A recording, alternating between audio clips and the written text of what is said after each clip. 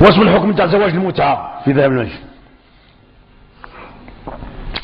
واسمه الحكم تاع اللي يظن نفسه انه يطبق الشرع الاسلامي بزياده الزوجه بما يسمى زواج المتعه. واش وصل لكم هذا المرض؟ وصلكم هذا المرض زواج المتعه. زواج المتعه عند جمهور علماء السنه زنا. تعرفوا اسمه زواج المتعه ولا ما تعرفوش؟ باش تعرفوا زواج المتعه يتزوج المراه على مده معينه، يقول لها نديك على 3 ايام على 4 ايام.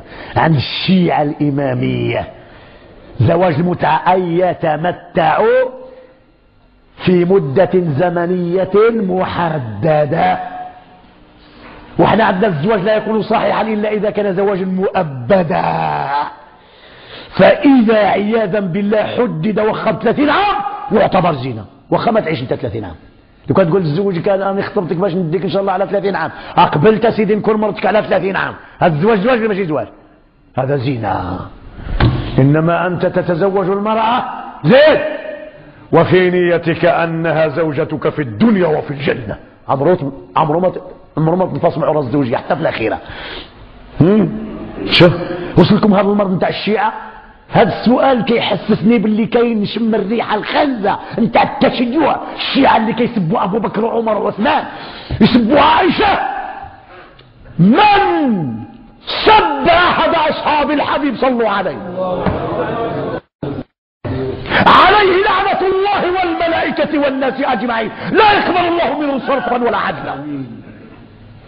خلا دار لله تهدر شي صحابه ودير كيما راهم يديروا الشيعة، يمشيوا عند القبر تاع فيروز المجوسي ويبقاو يسبوا أبو بكر وعمر وعثمان.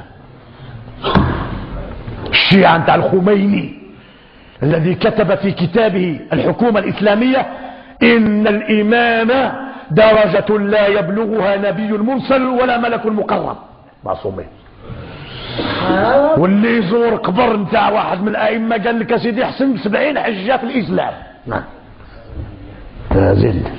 وكيقول من تمتع مرة كانت درجته مع الحسين، ومن تمتع مرتين كانت درجته مع علي، ومن تمتع 3 كانت درجته مع رسول الله والسلام. الزنا يشرعنون الزنا كما في كتب، وانا تكلمت عليها في الخطب نتاعي لما تحدثت عن المبادئ المنحرفة للشيعة الإمامية انطلاقا من مصادرهم في خطب متتالية أثناء إعدام صدام حسين، من اللي يبقوا يصلوا على اللي يقولوا اللهم صل على محمد وعلى آل محمد.